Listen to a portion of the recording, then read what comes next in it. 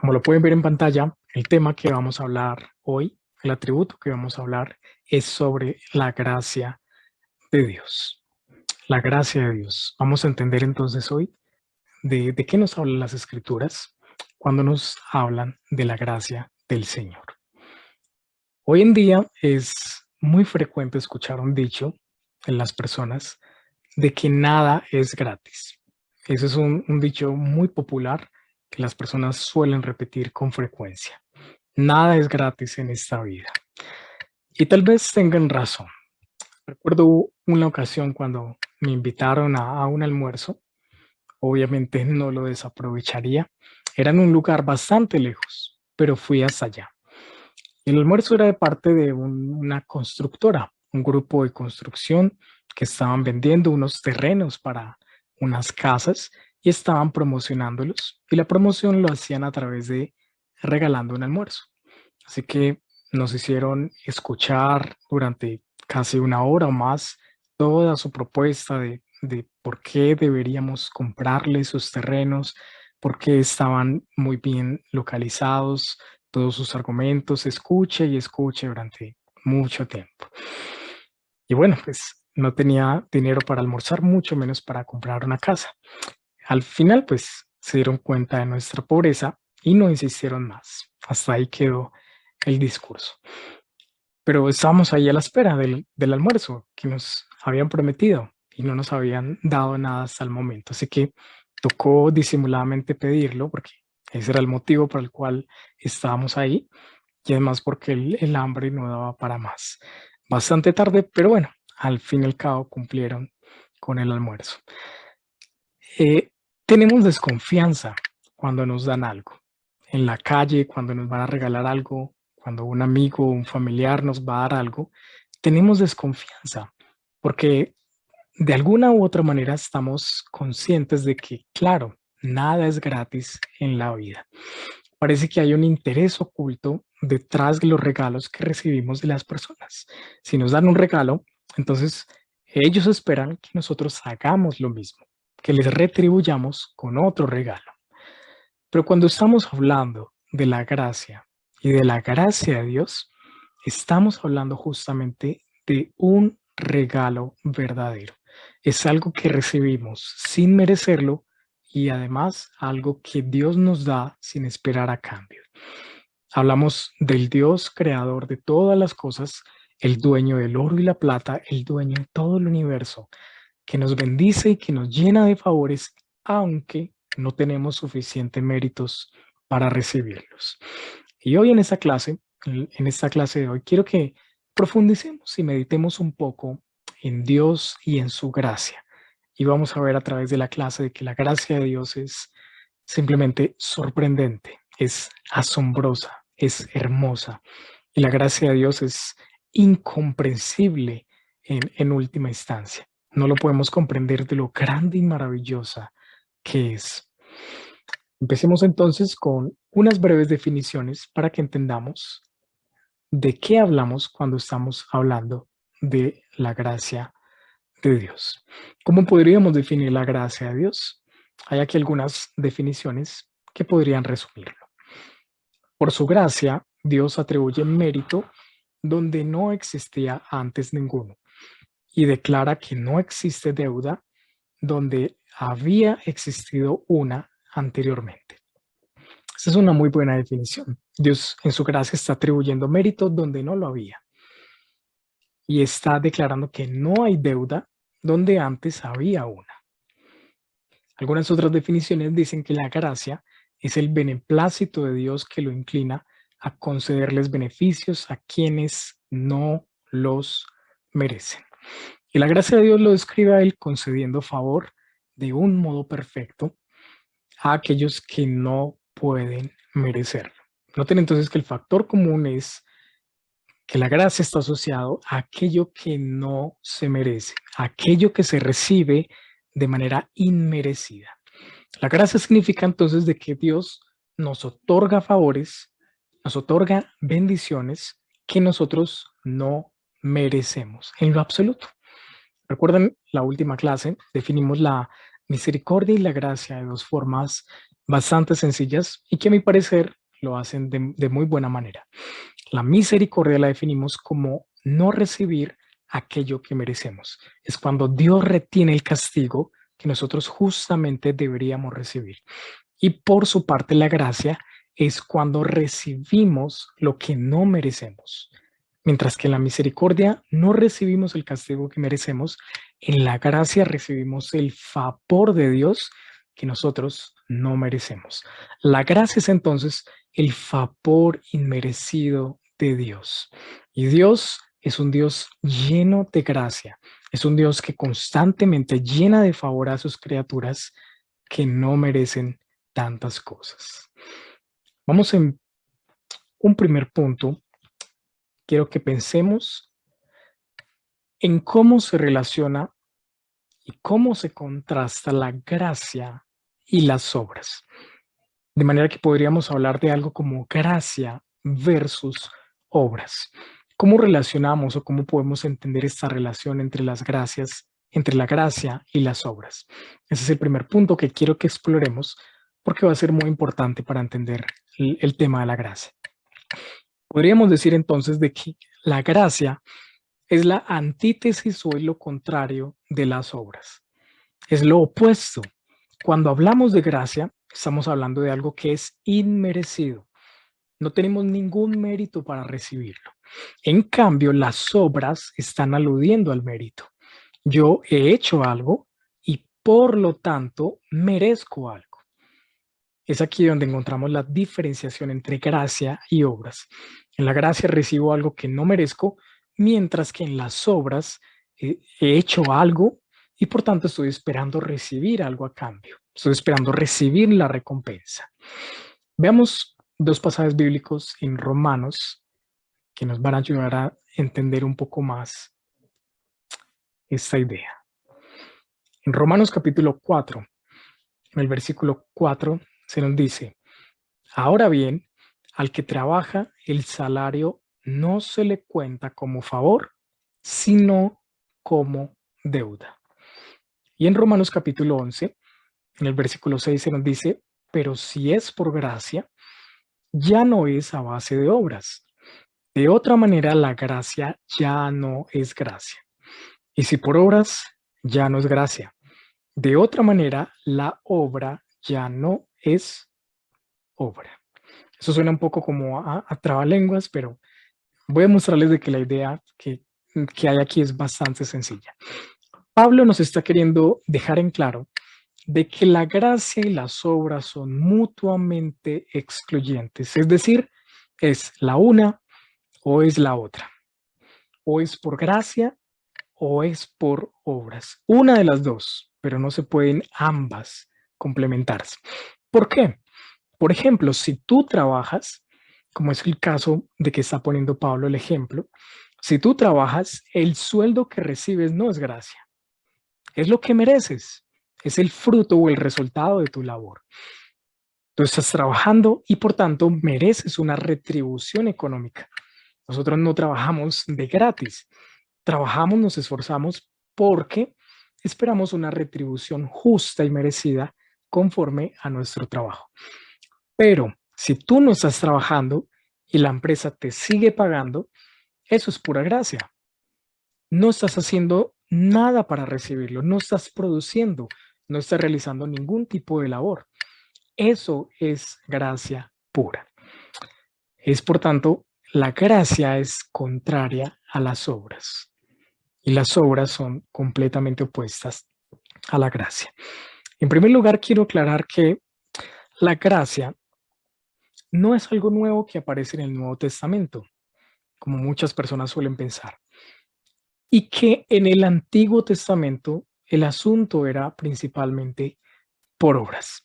Esa es una idea errónea, equivocada. ¿Por qué? Porque nadie en la historia nunca ha sido salvado por obras.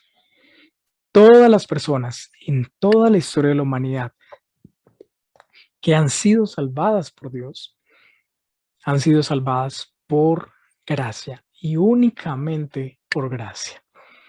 No podemos pensar de que los hombres y las mujeres del Antiguo Testamento Están junto a Dios en los cielos porque se portaron muy bien o porque hicieron lo suficiente para salvarse. Fue difícil, pero lo lograron. Hicieron suficientes obras para poder estar con Dios. Es todo lo contrario. Lo que vemos de hecho es que la mayoría de estos hombres o mujeres en el Antiguo Testamento cometían pecados bastante graves y hechos bastante vergonzosos.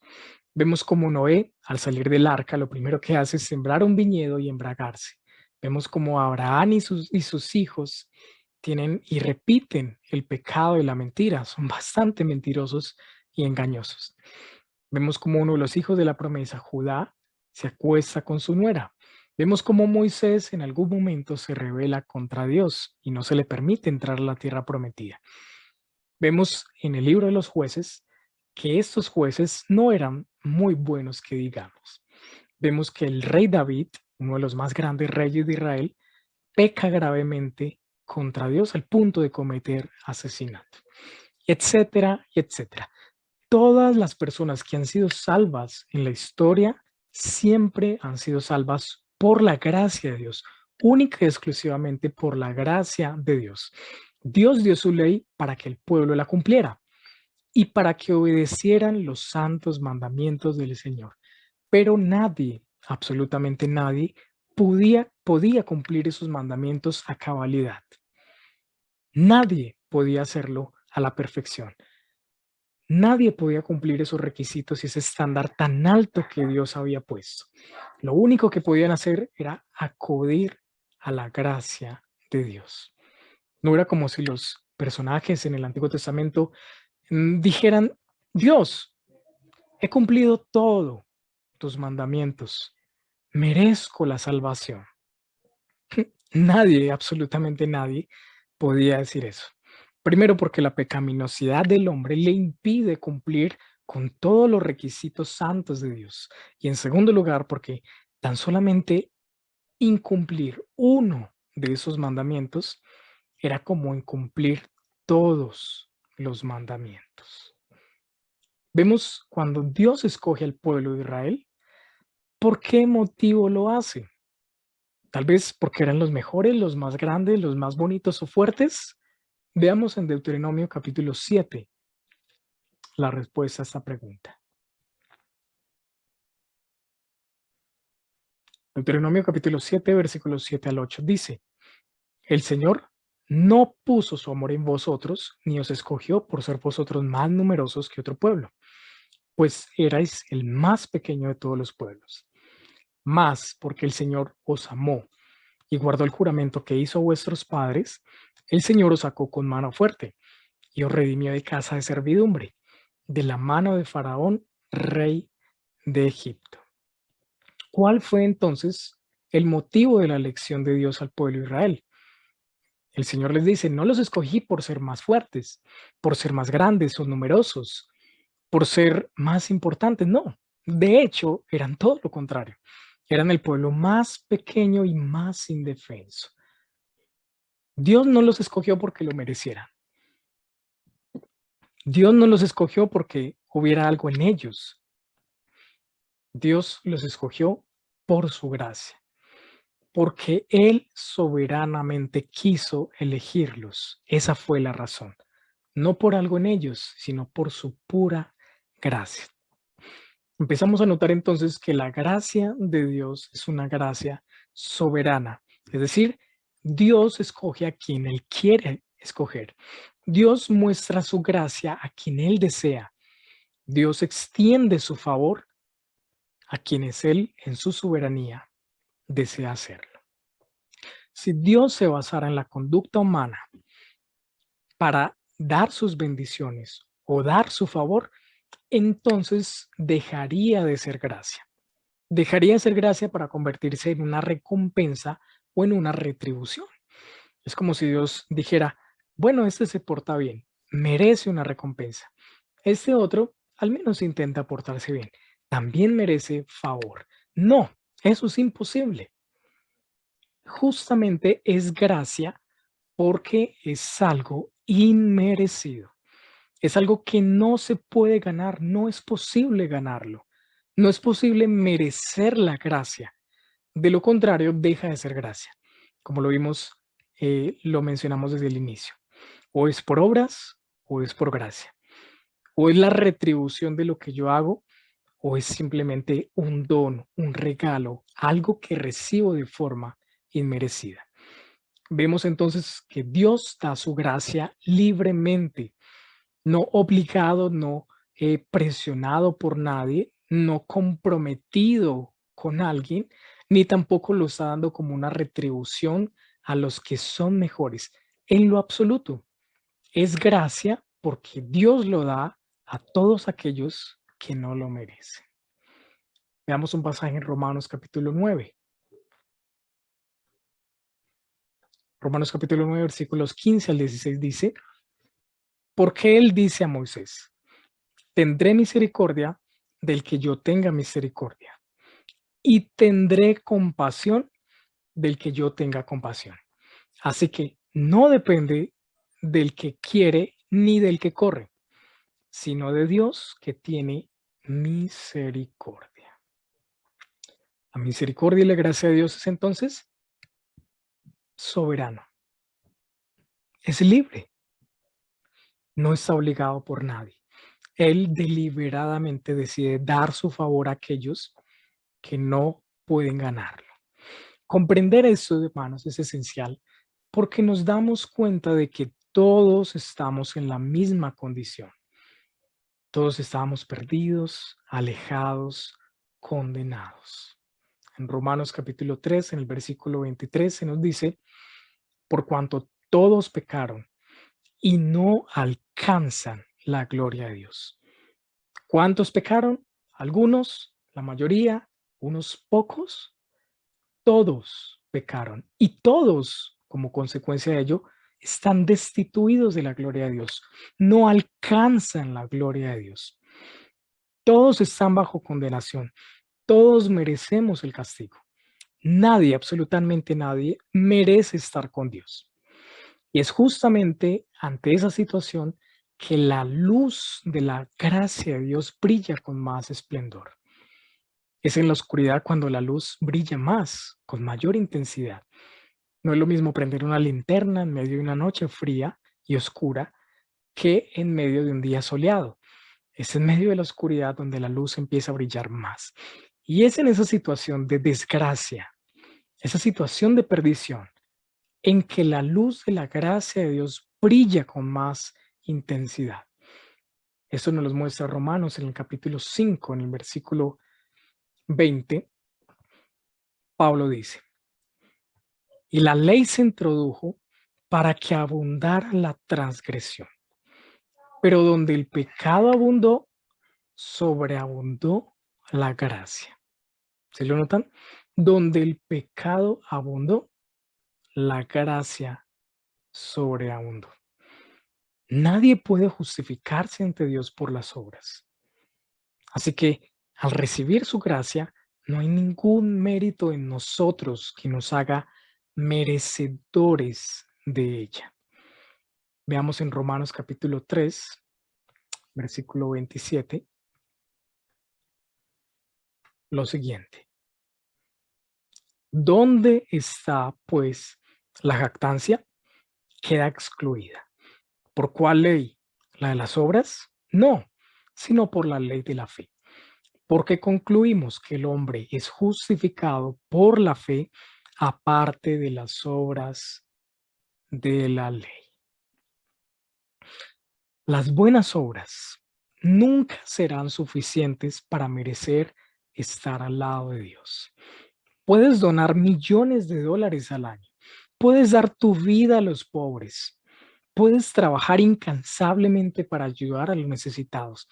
Pero eso no es suficiente. Puedes hacer muchísimas cosas durante muchos años, toda tu vida, pero nada de lo que hagas será suficiente para merecer estar con Dios o para merecer recibir el favor de Dios. Las obras entonces son insuficientes, son incapaces. Las obras son todo lo contrario a la gracia.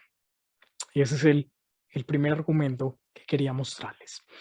Ahora, Y si todos estamos entonces en el mismo mar, ahogados, en la misma condición, en la misma situación de muerte, en la misma incapacidad, entonces ¿qué?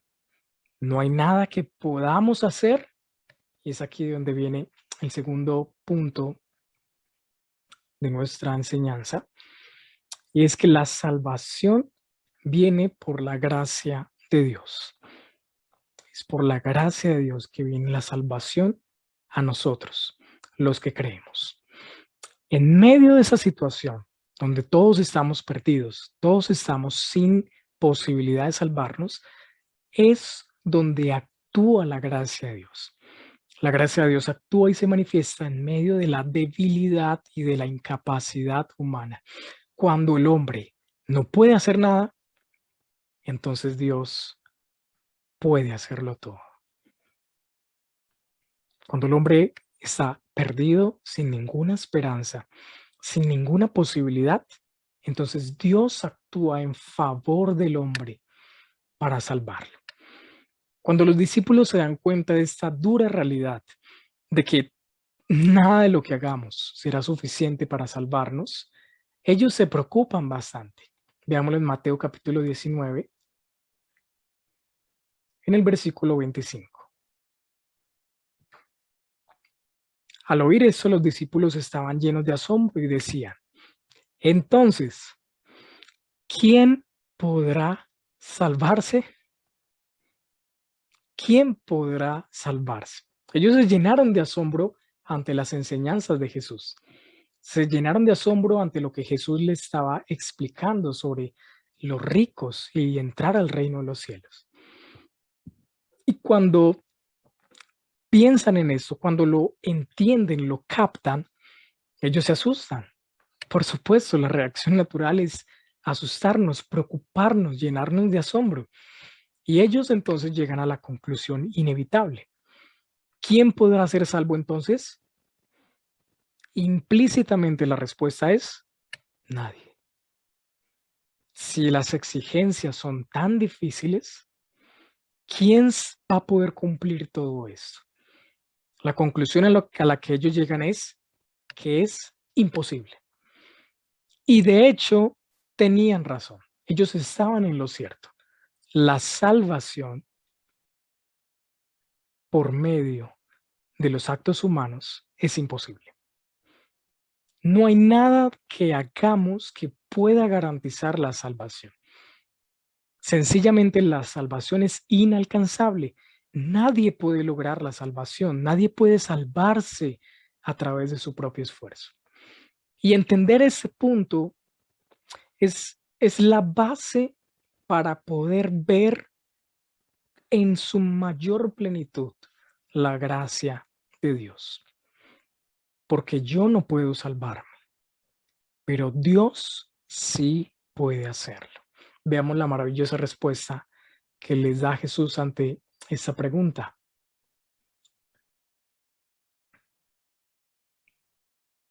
En el mismo capítulo 19, Jesús le responde lo siguiente.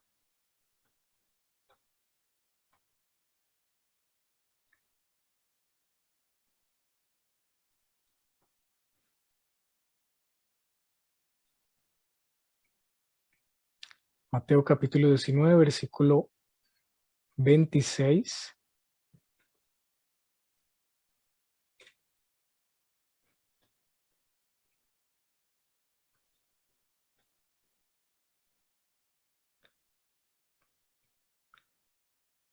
Jesús le responde. Jesús mirándolos, les dijo: para los hombres eso, es decir, salvarse, es imposible, pero para Dios todo es posible.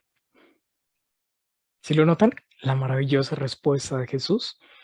Claro que es imposible. Para los hombres es imposible salvarse, pero para Dios todo es posible. Entender esa realidad, hermanos, nos llena de asombro. Yo no puedo, pero Dios sí puede. Yo soy incapaz, pero Dios es capaz.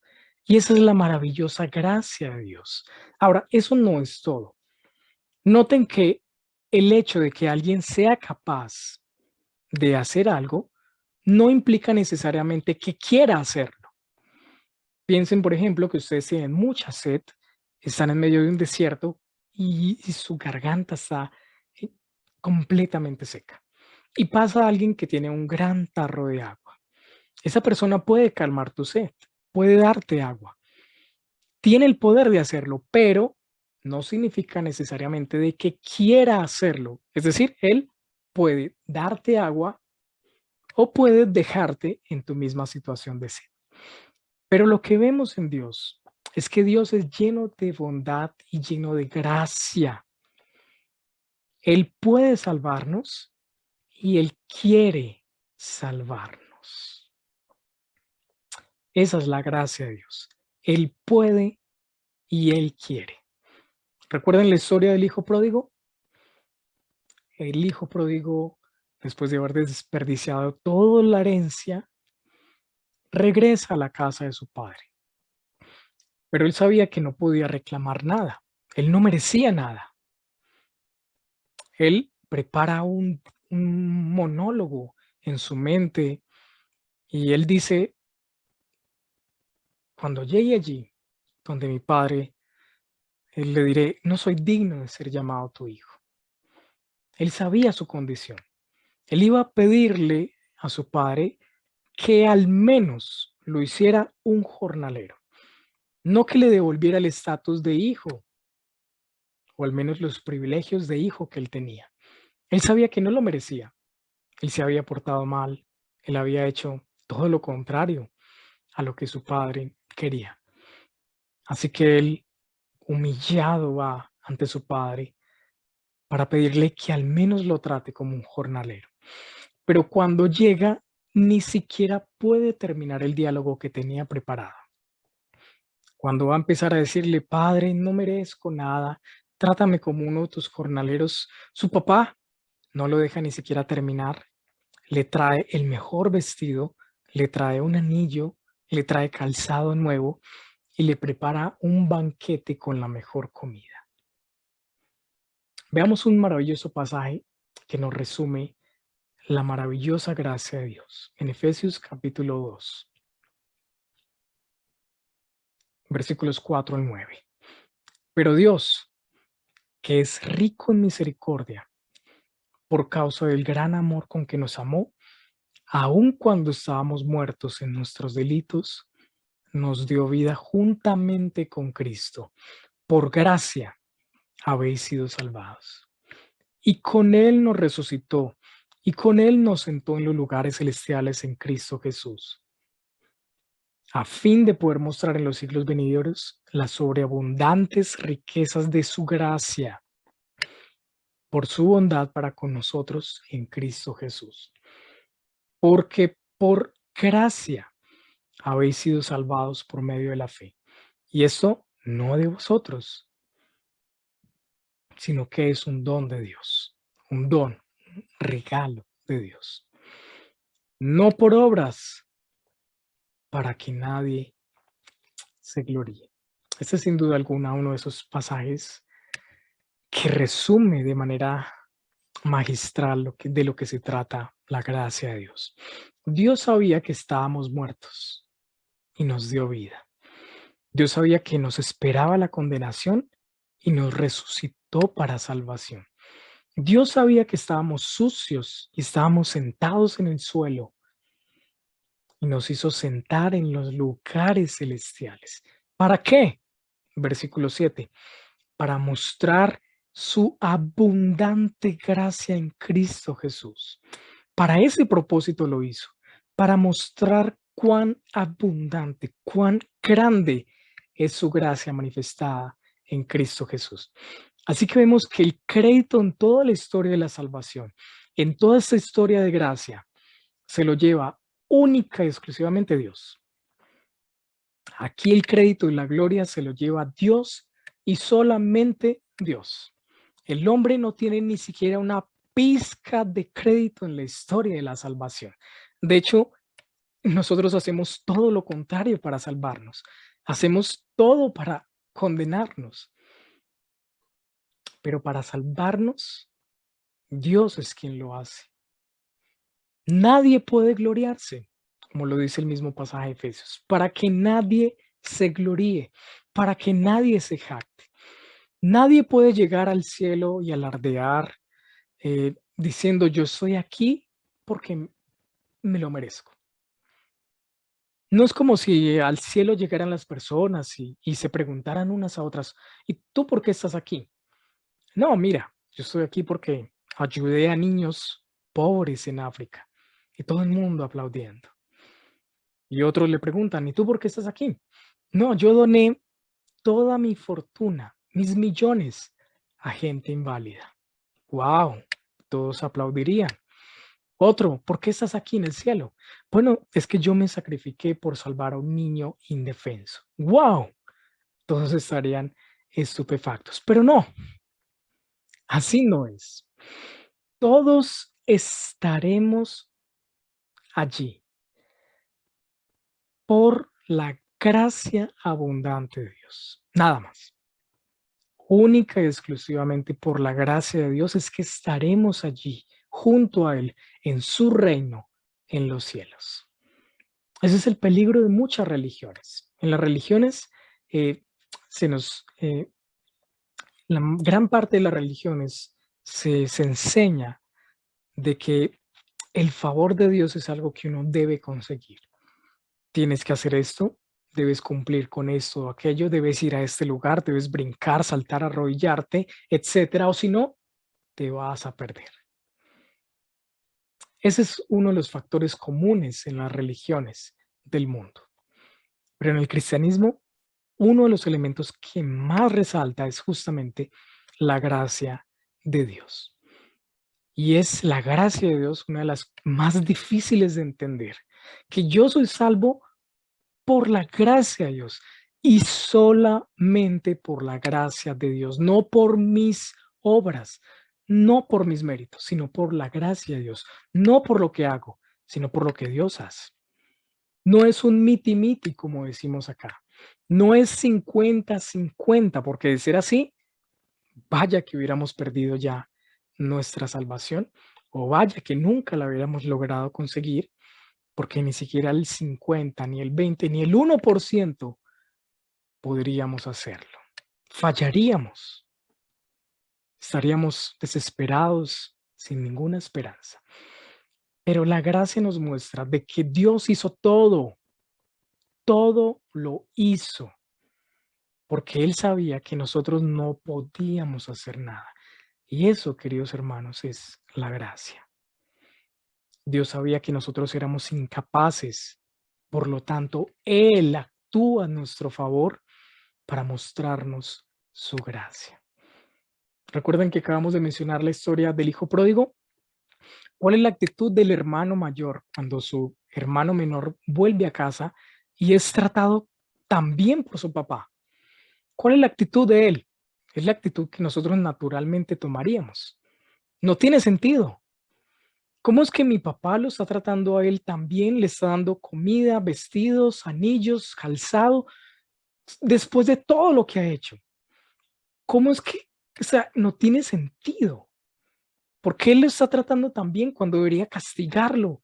Debería darle lo que se merece. Debería, no sé, echarlo de allí, decirle, tú no eres mi hijo, vete de aquí. Él empieza a sentir como que, bueno, esto no es justo. No es justo, no merece que su papá lo trate tan bien después de todo lo malo que ha hecho, después de gastar la herencia. Antes debería castigarlo.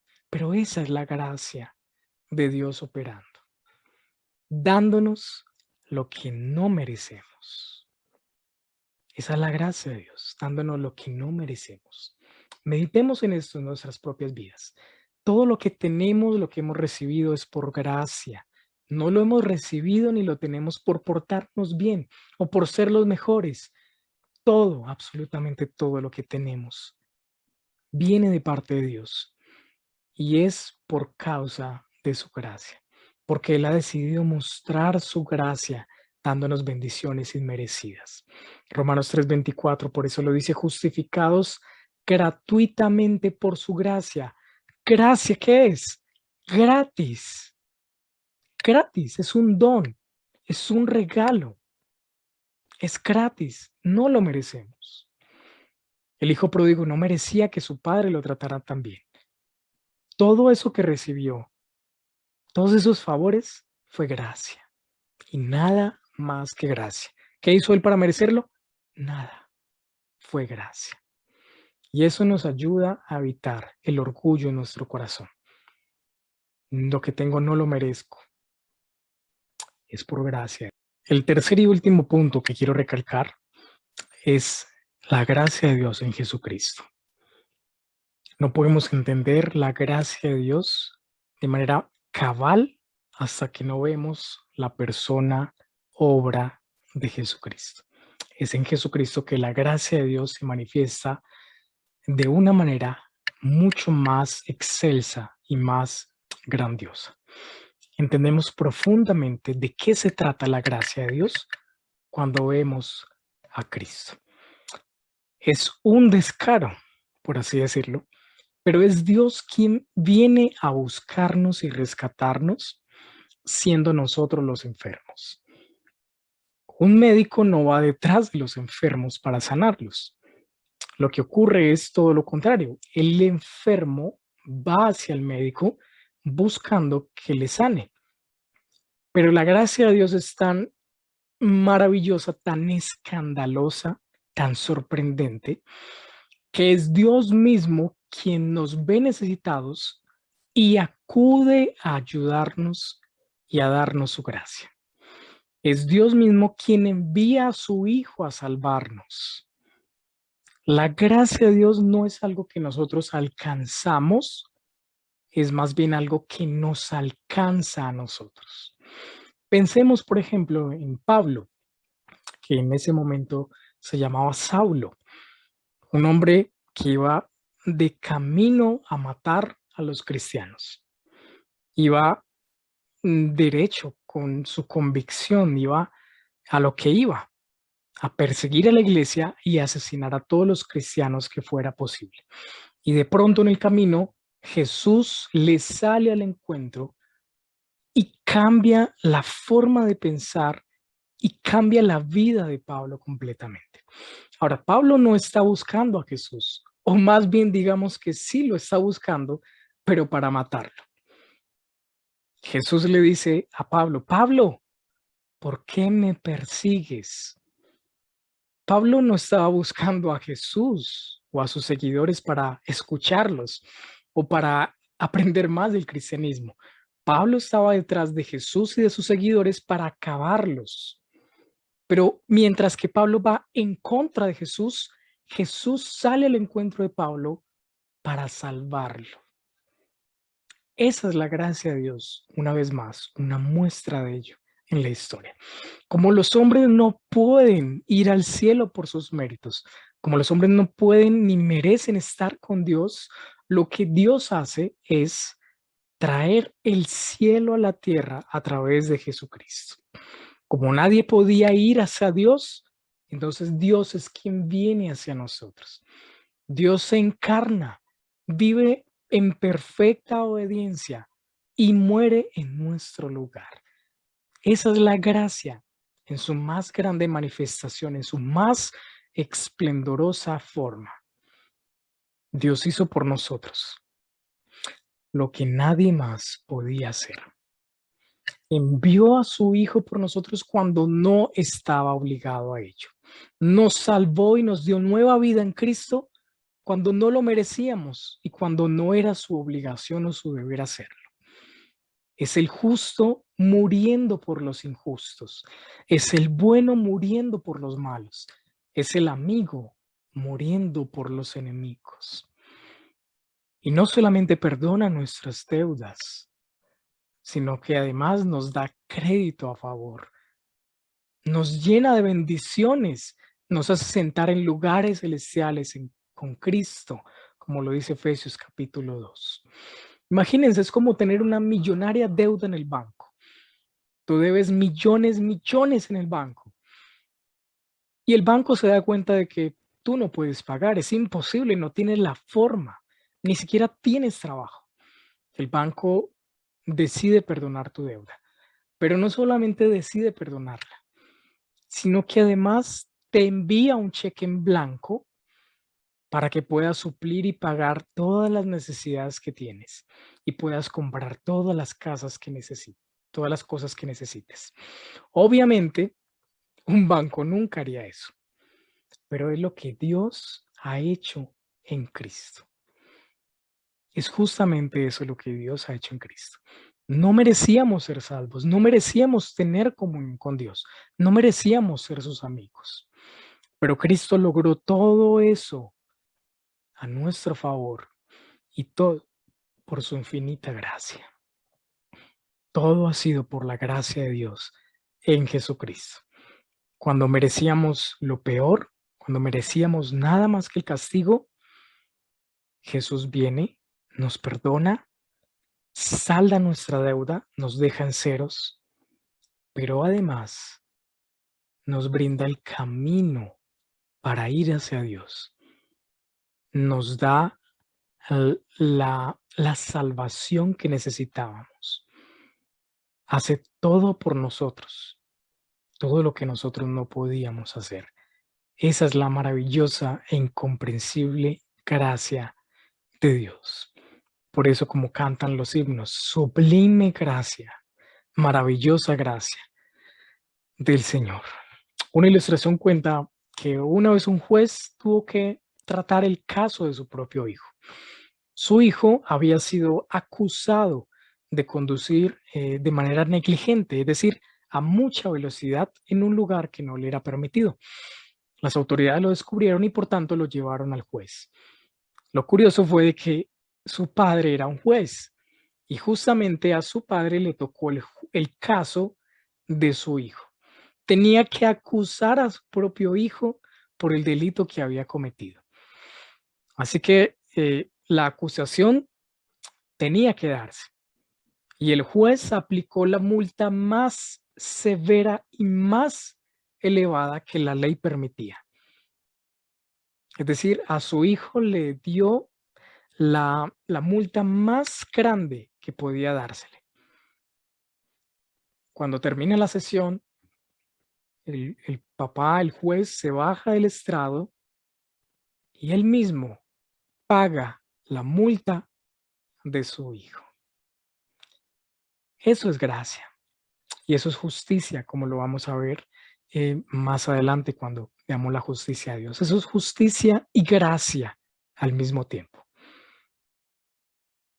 Dios estaba airado con nosotros, éramos sus enemigos, estábamos en contra de él. Él emite su juicio, la muerte, pero no sobre nosotros, sino sobre Jesús. Y al hacerlo, no solo nos perdona, sino que nos pone en comunión con Él y nos llena de bendiciones y favores. Y ahora vivimos una vida plena en Cristo, gracias, todo gracias a lo que Jesús hizo. Así que hermanos, no es por nuestros méritos, no es por nuestras obras como lo vimos al inicio. Todo lo que tenemos, especialmente la salvación, es un regalo, es un don, es algo gratuito que viene de parte de Dios y que se hace realidad a través de la obra de Jesucristo. Gracias a Dios por su maravillosa gracia.